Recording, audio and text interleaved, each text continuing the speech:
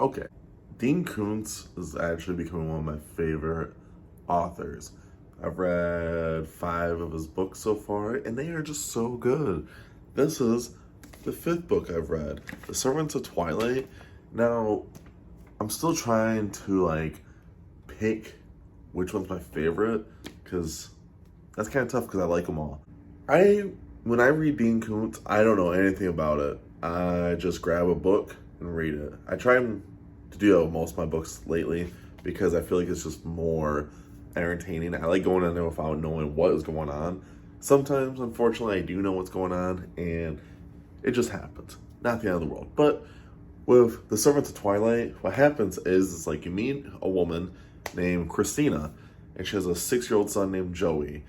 Now, they're just living a normal life. Christina does mention in the book, especially early on, that Joey sometimes is an old soul. Sometimes he knows things or talks about things that maybe an older man would know, like someone in their 40s or 50s, which is actually really interesting to hear about. And to my mind, I always just assume, hey, he's just a youth, and sometimes you just know more than you usually would. But then we get to the actual juice of it. So they were at a supermarket, and they're walking around in the parking lot. An old lady goes up and starts talking to Joey and Christina. The old lady asks Joey, what's his name? And he says, I'm Joey. Doesn't say his last name. But she kind of ignores Christina the whole time. And then she starts going crazy.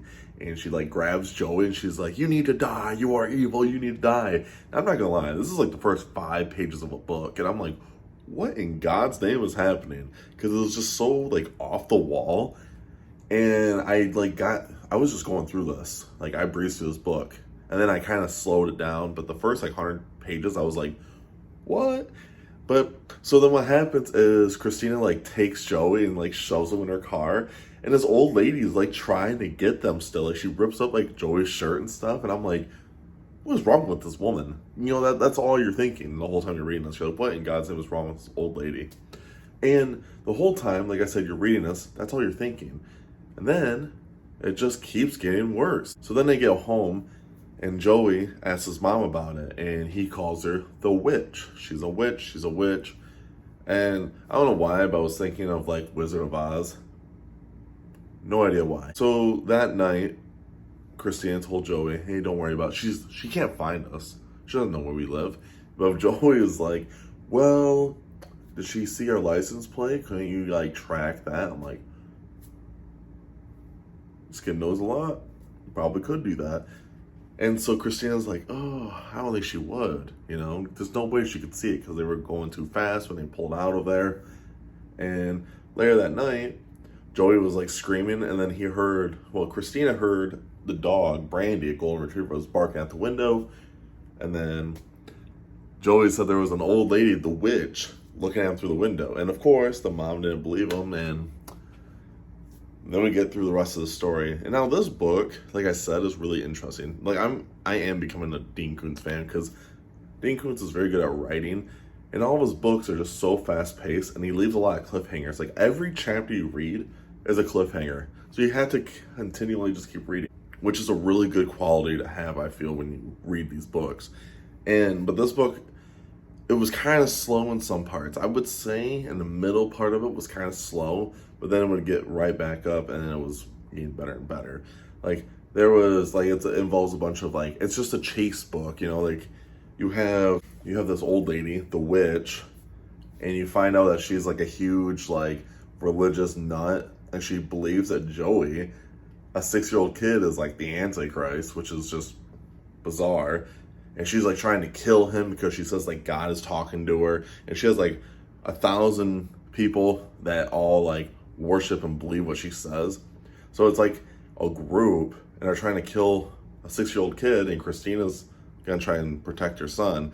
And you're like, holy crap, there is so much that happens in this book that it almost makes you feel uncomfortable because it's just, I don't know, to me, I felt a little uncomfortable in some parts because it was the way they were talking about all this religious stuff. I'm like, whoo. But at the same time, I kept reading it because obviously I really enjoyed it. But I really thought the biggest flaw of this book was like the middle part. The middle part felt slow. So this book was about 400 pages.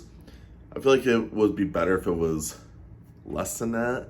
You know, like 50 pages less, the book would have been actually even better. I give it a 4 stars, but still, I feel like the pacing in some parts were just too slow, where you're like, come on, let's go. And then it finally, when it would finally pick up, it was like, wow, this was really good. And I actually like Christina as a character. Dean Koontz, almost all of his books I've read, all the main characters are women. And I never understand how I feel about them, because sometimes he does things where like, they do like the typical girl thing, and you're like, but this one he did a really good job, because Christina's a mom, so there's a lot of motherly instincts that was kicking in that was making the book better, and it was making you want to be following Christina through all this, because Christina was just trying to save her son, and that was a really important key moments in those, and I really enjoyed seeing that. So I don't know, I was really happy all together with the book. And I would recommend everyone to check out Dean Koontz. I think Dean Koontz is a good writer. He obviously doesn't get a lot talked about on YouTube, but I just know he was really popular during like the 80s, during when Stephen King was like at his peak.